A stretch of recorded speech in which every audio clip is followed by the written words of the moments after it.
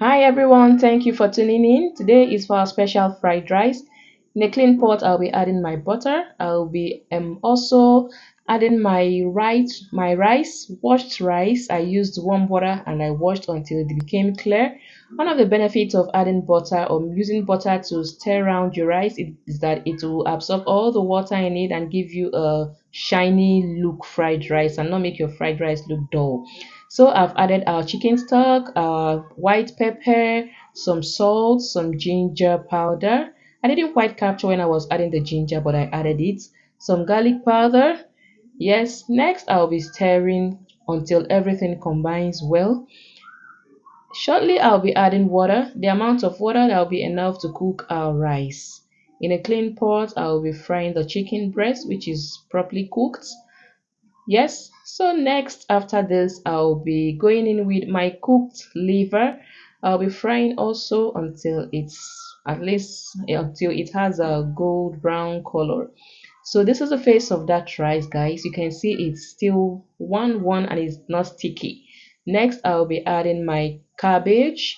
I know most people don't know you add cabbage in your white rice, though it's completely optional. So next, I'll be frying my egg. Yes, remember this is a special fried rice, Nigerian special fried rice. Yes, so I'll be taking the egg off the pot or off the pan. Next is our butter, and I'll be adding a little olive oil. I used a little butter and a little olive oil. Next, I'll be going in with our carrots because carrots can be strong. We all know that, so it should go into the pot first.